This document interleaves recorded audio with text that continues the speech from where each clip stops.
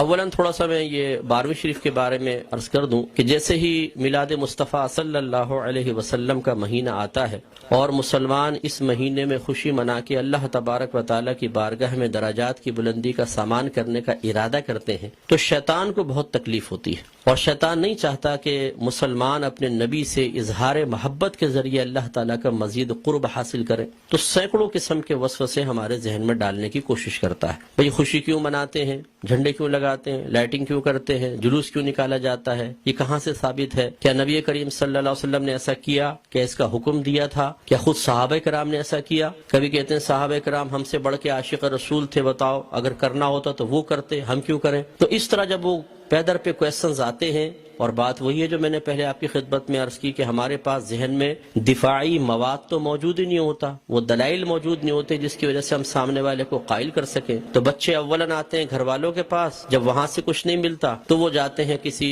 مسجد وغیرہ میں، بعض اوقات وہاں پہ بھی لفٹ نہیں کرائی جاتی۔ تو پھر آج کل علم حاصل کرنے کا سب سے پاورفل ذریعہ ہے سوشل میڈیا، پھر جا کے بیٹھ جاتے ہیں سوشل میڈیا پہ، اور وہاں پہ ہر طرح کا جاہل ترین آدمی بیٹھا ہوا ہے جس کو دین کی الف بے بھی نہیں آتی، اور معذرت کے ساتھ میں لفظ کہوں گا اس کو استنجا کرنا آتا نہیں ہے، اور وہ وہاں بیٹھا ہوا قرآن حدیث کے دلائل دے رہا ہے، اور پھر وہ الٹے سیدھے دلائل پڑھنے کے بعد تو اور انسان کا ذہن گڑبڑ ہو جاتا ہے۔ تو کچھ باتیں بس میں اس کے بارے میں عرض کر کے پھر اپنے بیان کی طرف آؤں گا۔ دیکھیں، میلاد مصطفیٰ صلی اللہ علیہ وسلم کی لغوی بحث کو چھوڑ کر ہم اس لفظ کو بولتے ہیں چند افعال و اعمال کے مجموعے پر کہ یہ ہم میلاد مصطفیٰ منا رہے ہیں۔ مثلا اس میں کھانا کھلانا، سرکار کے فضائل بیان کرنا، نعت خوانی کی محافل ہیں، جھنڈے لگانا، لائٹنگ کرنا، جلوس نکالنا، ان تمام چیزوں کے مجموعے کا نام رکھ دیا جاتا ہے میلاد مصطفیٰ، کہ ہم میلاد مصطفیٰ منا رہے ہیں۔ اور اگر دیکھا جائے تو اصل میں سرکار کی ولادت پاک کی خوشی ہم منا رہے ہوتے ہیں، اس کے لیے طریقہ اختیار کرتے ہیں، تو ان تمام کو کہہ دیتے ہیں جی میلاد کی محفل ہو رہی ہے، میلاد مصطفیٰ منا رہے ہیں۔ تو پہلی بات تو یہ کہ خوشی منانا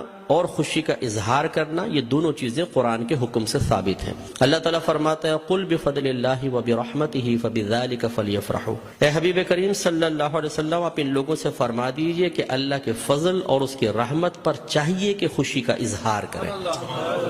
کہنے والا کون ہے؟ اللہ تبارک و تعالی۔ اور اگر میں آپ سے پوچھوں کہ اللہ کا سب سے بڑا ہم پر کیا گیا فضل کیا ہے اور اس کی نازل کردہ رحمت کیا ہے، تو ہر مسلمان بے اختیار کہے گا کہ ہمارے نبی کریم صلی اللہ علیہ وسلم۔ سب سے بڑا اللہ کا فضل، سب سے بڑی اللہ کی رحمت کہ ہمارے سرکار کے قدموں سے ہمیں قرآن ملا ہے، ایمان ملا ہے، حتیٰ کہ اللہ تبارک و تعالیٰ نے اپنی معرفت بھی اس وقت تک چھپا کر رکھی جب تک اپنے حبیب کو ظاہر کرنے کا ارادہ نہ فرمایا۔ حبیب کو ظاہر کیا اور پھر اپنی معرفت ہم تک پہنچائی، تو ہم نے تو اپنے نبی کے ذریعے سب کچھ پایا، تو آپ سے بڑھ کر فضل اور رحمت اور کیا ہوگا؟ اور خود اللہ تعالیٰ فرما رہا ہے کہ مسلمانوں کو چاہیے، اے حبیب ان سے فرمائیے۔ یقینی سی بات ہے کہ کافر کو تو مکلف نہیں بنایا جا رہا نا، مخاطب مسلمان ہی ہوں گے، کہ مسلمانوں سے کہیے کہ اللہ کے فضل اور اس کی رحمت پر چاہیے کہ خوشی کا اظہار کرے۔ اور دوسری آیت میں فرمایا وَأَمَّا بِنِعْمَةِ رَبِّكَ فَحَدِّثْ، اور اپنے رب کی نعمت کا خوب چرچا کرو۔ حدث تحدیث سے نکلا ہے۔ تحدیث کا مطلب ہوتا ہے اللہ تعالیٰ کی کسی عطا کردہ نعمت کو کسی کے سامنے ظاہر کرنا، چاہے وہ قول سے ہو، جسے ہم کہتے ہیں جی اللہ کا بڑا فضل ہے بونڈ لگ گیا، اللہ کا بڑا فضل ہے مکان بنا لیا، اللہ کا بڑا فضل ہے میرے بیٹے کی شادی ہو گئی، یہ ہم نعمت کا اعتراف اور اظہار کر رہے ہوتے ہیں۔ اور اسی طریقے سے مختلف اعمال و افعال سے بھی بعض اوقات تحدیث نعمت ہوتی ہے۔ ایک دفعہ ایک صحابی نبی کریم صلی اللہ علیہ وسلم کی خدمت میں آئے، جو پھٹے پرانے سے تھوڑے کپڑے پہنے ہوئے تھے، مفلوق الحال سے تھے، تو سرکار نے فرمایا کہ کیا تمہارے پاس کوئی مال نہیں ہے؟ عرض کیا رسول اللہ صلی اللہ علیہ وسلم الحمدللہ ہر طرح کا مال ہے، مویشی ہیں، دراہیم ہیں، دنانیر ہیں، باغات ہیں۔ تو سرکار نے شاید فرمایا پھر اللہ کی نعمت کا اثر آپ پر ظاہر ہونا چاہیے، اپنے آپ کو ایسا نہ رکھو بلکہ ایسے لباس پہنو، ایسی عادات و اطوار رکھو، ایسا طور طریقہ رکھو کہ لوگ جان جائیں کہ اللہ تعالیٰ نے آپ کو نعمتوں سے نوازا ہے۔ تو بتائیے کہ جب میلاد مصطفیٰ صلی اللہ علیہ وسلم آئے تو کیا ہمیں اپنے نبی کی اس طرح خوشی کا اظہار نہیں کرنا چاہیے تاکہ یہ ظاہر ہو کہ اللہ تعالیٰ نے ہمیں اپنے نبی کی سب سے بڑی نعمت سے نوازا ہے؟ جب عام دولت کے لیے سرکار نے فرمایا تمہیں اللہ نے دولت دی ہے، اس کا اثر تم پہ ظاہر ہونا چاہیے، اس نعمت کا اثر ظاہر ہونا چاہیے، تو بتائیے کہ جب میرے سرکار تشریف لائے اس نعمت کا اظہار کیوں نہیں چاہیے؟ تو یہ دونوں چیزیں قرآن سے ثابت ہے، تو خوشی منانا اور نعمت کا اظہار کرنا۔ جب اللہ تعالیٰ نے اس کا حکم دے دیا، اجازت دے دی، تو پھر ہر وہ طریقہ اختیار کرنا جائز ہوگا جس کو قرآن اور حدیث نے منع نہیں کیا ہے۔ یہ اچھی طرح اصول یاد رکھیے، کسی چیز چیز کے جائز قرار دینے کے لیے دلیل نہیں چاہیے ہوتی، کسی چیز کو ناجائز قرار دینے کے لیے دلیل درکار ہے۔ مثال کے طور پر میں آپ سب سے پوچھتا ہوں، جو آپ نے ٹوپیاں پہن رکھی ہیں جائز ہے کہ ناجائز بتائیں؟ بولیں، لائیں، ثابت کریں قرآن و حدیث۔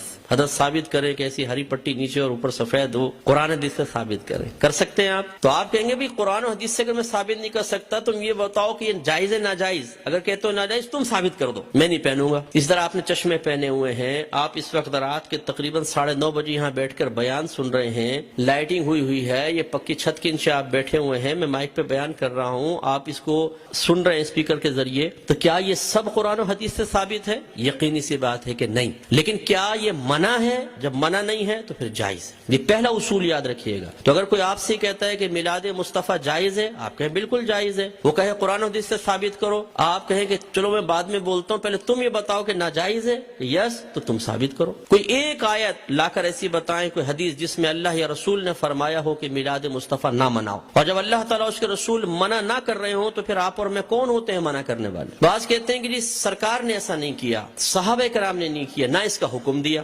یاد رکھیں یہ بھی کوئی قاعدہ ضابطہ نہیں ہے کہ اللہ کے نبی حکم دیں تو ہم کریں، حکم نہ ہو تو نہیں کر سکتے۔ صحابہ کرام کریں تو ہم کر سکتے ہیں، صحابہ کرام حکم دیں تو ہم کر سکتے ہیں، ورنہ نہیں کر سکتے۔ یہ کوئی ضابطہ قاعدہ نہیں ہے۔ اصل چیز وہی ہے جو میں نے آپ کو بتائی کہ اگر اللہ تعالیٰ اس کے رسول نے منع کیا ہے تو منع ہوگا، اور اگر منع نہیں کیا تو بالکل جائز ہوگا۔ اب میں اس کی آپ کو تھوڑی سی مثالیں بتاتا ہوں۔ دیکھیں آپ کی مسجدوں پہ گنبد اور مینار بنتے نہیں بنتے؟ آپ پوچھیں، کویسچن کریں، ہر مکتب فکر کی عبادت گاہ کے اوپر گنبد اور مینار ہیں، کیا اللہ کے نبی نے اس کا حکم دیا تھا؟ صحابہ کرام نے حکم دیا؟ یا اللہ کے نبی نے بنائے یا صحابہ نے بنائے؟ نہیں، یہ بہت بعد کی ایجادات اور ہر مسجد کے اوپر ہیں۔ یہ کیسے بدعت اور ناجائز کیوں نہیں ہو جاتے؟ قرآن پاک پہ زبر زیر پیش سرکار کے دور میں نہیں تھا، نہ صحابہ کے دور میں، بہت بعد میں لگے ہیں۔ 6 کلمے سرکار کے دور میں باقاعدہ اس طرح مرتب شدہ نہیں تھے، یہ بعد میں ہے۔ ایمان مفصل، ایمان مجمل پہلے نہیں تھی، یہ بعد میں ہے۔ اور اگر سرکار کے ہی دور کو لے لیں، سرکار نے قرآن کو مجتمع نہیں کیا تھا، صدیق اکبر کے دور میں ہوا ہے۔ سرکار کے دور میں، صدیق اکبر کے دور میں تراویح 20 رکعت ایک امام کے پیچھے نہیں ہوتی تھی،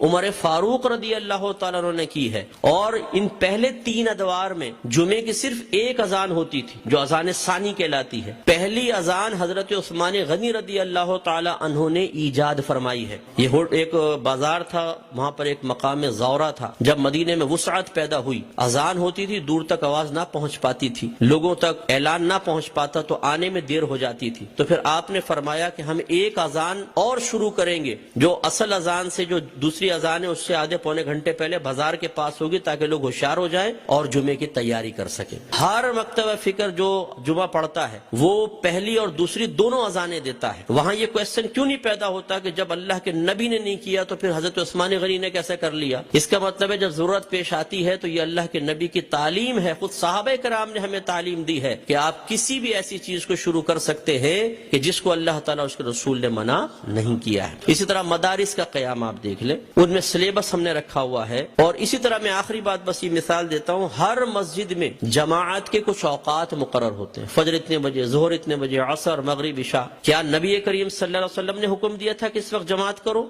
صحابہ کرام نے نہیں، ہم نے اپنی سہولت کے اعتبار سے کیا ہے۔ اور یہ ایک اعتراض کا بہت بڑا جواب بھی بن سکتا ہے۔ لوگ کہتے ہیں کہ آپ یہ 12ویں کا انتخاب کیوں کرتے ہیں؟ یہ بتائیں۔ اپنے پاس سے دن خاص کر لینا صحیح نہیں ہے، اپنے پاس سے دن خاص کر لینا صحیح نہیں ہے۔ تو یہاں میں آپ کو سمجھا دوں کہ کسی ایک چیز کو دوسری چیز کے ساتھ خاص کرنا 2 طرح کا ہوتا ہے۔ اللہ تعالیٰ اس کے رسول نے خاص کیا تو اسے کہتے ہیں تخصیص شرعی، یعنی خاص کرنا شریعت کی طرف سے۔ اور اگر اللہ تعالیٰ اس کے رسول نے نہیں کیا، آپ اور میں کر لیں، جیسے ہم بچے کی سالگرہ کے لیے ڈیٹ کرتے ہیں، فکس کرتے ہیں، اس طرح بچی کی شادی کے لیے ڈیٹ ہم آپس میں مشورہ کر کے فکس کرتے ہیں، کوئی تقریب کرنی ہوتی ہے اس کے لیے، اسی طرح دارالعلوموں کے اندر سال شروع کرنا آخر کے لیے، اسی طریقے سے مسجدوں میں جماعت کے اوقات۔ یہ جو ہم اپنے پاس سے ایک چیز کو دوسری کے ساتھ خاص کرتے ہیں، اس کو کہتے ہیں تخصیص عرفی۔ تو تخصیص عرفی کو تخصیص شرعی بنانا غلط ہے کہ مثال کے طور پہ اگر ہم 12ویں کو 12ویں تاریخ میں کر رہے ہیں تو ہم کہیں کہ اسی تاریخ میں ہوگی، اس کے علاوہ نہیں ہوگی، یہ غلط ضرور ہوگا۔ لیکن ایک چیز کو دوسری چیز کے ساتھ خاص کر دینا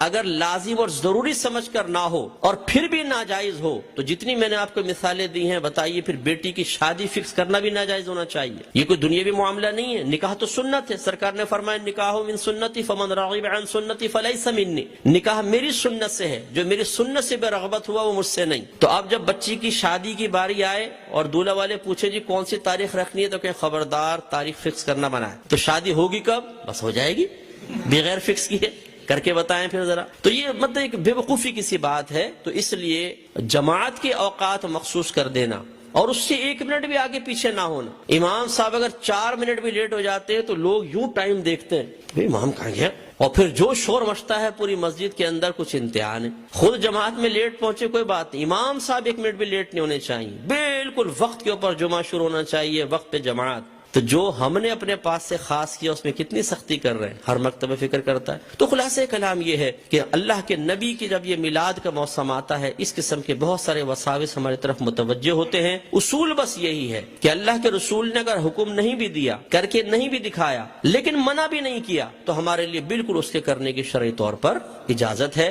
اگر حکم کا انتظار کریں تو پھر ہر چیز کے اندر غلام کو حکم کا انتظار کرنا چاہیے، اور جب آپ حکم ڈھونڈنے کی کوشش کریں گے تو کاروبار زندگی رک جائیں گے. ہزارہ چیزیں ایسی ہیں جن میں سرکار کے احکام موجود نہیں ہیں. تو بس اصول شرعی ہوتا ہے کہ جہاں سرکار کا حکم موجود نہ ہو، خاموشی اختیار فرمائی ہو، منع نہ کیا ہو، یہ اس کے جائز ہونے کی دلیل ہوتا ہے. تو میلاد مصطفیٰ منائیے. الحمدللہ جنہوں نے یہ کیا ہے انہوں نے فیض پایا ہے. ابو لہب جیسا شخص آپ جانتے ہیں کافر تھا، سرکار کا چچا تھا، کافر شخص تھا اور بدترین کافر، دشمن اسلام. لیکن جب اس کی لونڈی ثویبہ نے آ کے خوشخبری دی کہ مبارک ابو لہب تیرے ہاں بھتیجا پیدا ہوا، اس نے ہمارے نبی کی خوشی میں آزاد نہیں کیا تھا، اپنے بھتیجے کی خوشی میں کیا تھا. لیکن وہ بھتیجا تھا تو اللہ کا نبی. تو اللہ تبارک و تعالی نے اس کو اس برکت سے نوازا کہ جب اس کا انتقال ہوا اور یہ جہنم میں گیا ہے، اس کے خاندان والوں میں سے کسی نے اس کو خواب میں دیکھا تو پوچھا کہ ما فعل اللہ بکا، اللہ تبارک و تعالی نے تیرے ساتھ کیا معاملہ کیا؟ تو اس نے جواب دیا کہ بہت سخت عذاب میں ہوں،